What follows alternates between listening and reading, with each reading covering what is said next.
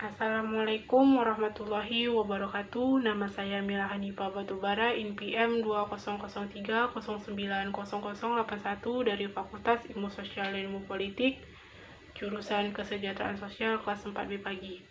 Sini saya akan memenuhi salah satu tugas mata kuliah psikologi untuk pekerjaan sosial, yang dimana saya akan menjelaskan mengenai bahan perkuliahan pada pertemuan keempat yang bersumber dari buku yang berjudul Sosial Psikologi, yang saya ambil dari bahan bab 2 yang isi buku pada bab 2 tersebut mengenai diri dan orang lain.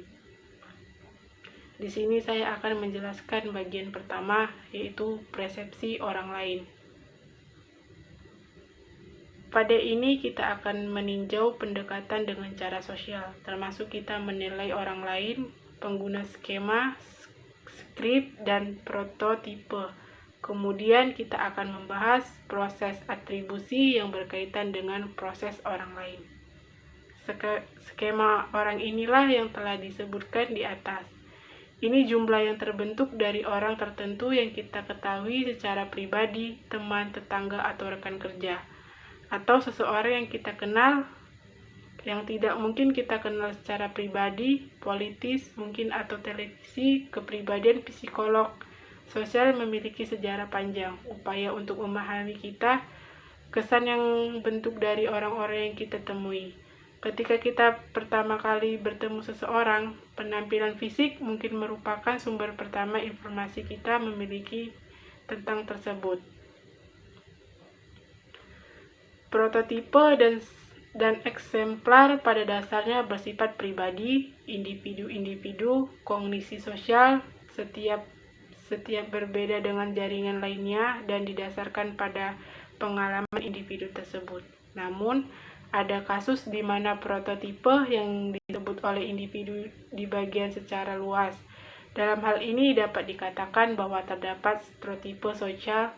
Istilah ini berasal dari Lippmann yang pada tahun 1922 yang menggambarkan stereotipe sebagai gambaran.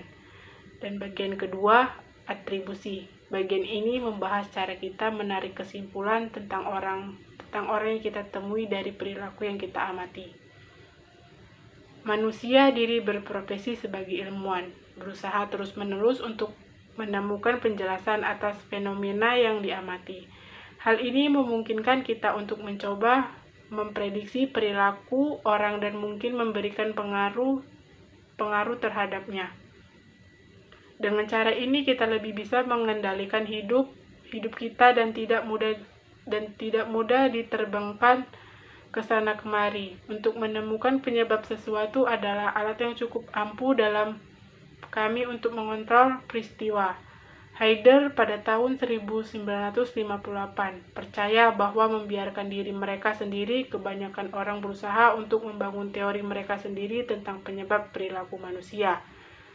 Prinsip-prinsip berikut adalah dibalik gagasan Heidegger. Yang pertama, manusia dimotivasi. Jika kita dapat menemukan motivasi, kita dapat memprediksi bagaimana orang cenderung berperilaku. Yang kedua, pencarian. Penyebab dari berbagai hal meliputi sebagian besar pemikiran manusia dalam sebuah eksperimen. Heidegger dan Simmel tahun 1944 meminta partisipan untuk mendeskripsikan gerakan geometris abstrak. Yang ketiga, kami mencoba sepanjang waktu untuk memprediksi dan mengontrol elemen di lingkungan yang mungkin menimpa kami. Karena itu kami mencari penyebab yang stabil dan bertahan lama karakter kepribadian pada orang yang konsisten dalam banyak situasi, keadaan lingkungan yang stabil. Yang keempat, ketika kami mencoba menjelaskan mengapa orang berperilaku seperti itu, kami membedakan antara penyebab internal dan eksternal. Penyebab internal mencakup pada hal-hal seperti karakteristik atau kemampuan kepribadian individu. Penyebab eksternal termasuk tekanan sosial atau lingkungan, keadaan mental seseorang. Individu tertangkap atau menguntil.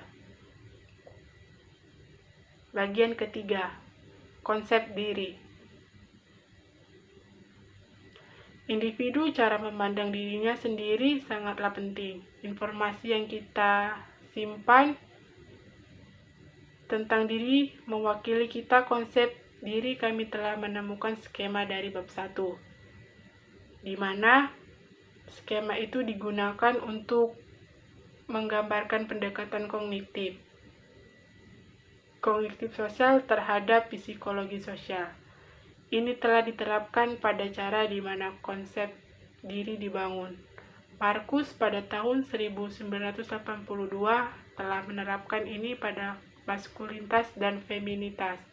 Mereka mengklarifikasi individu sebagai yang pertama, skema mereka yang konsep dirinya stereo, biasanya garis maskulin atau skema maskulin, atau stereotip feminin atau skema feminin, maskulin atau feminin yang sangatlah penting dalam cara mereka memandang diri mereka sendiri. Yang kedua, androgini, mereka yang memiliki skema kuat yang berkaitan dengan maskulinitas atau feminitas, tetapi skema dirinya mencakup kombinasi atribut maskulin dan feminin.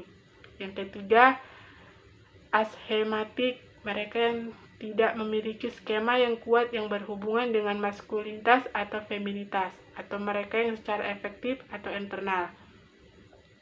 Cukup sekian presentasi dari saya, kurang dan lebihnya saya mohon maaf. Saya akhiri dengan salam. Wassalamualaikum warahmatullahi wabarakatuh.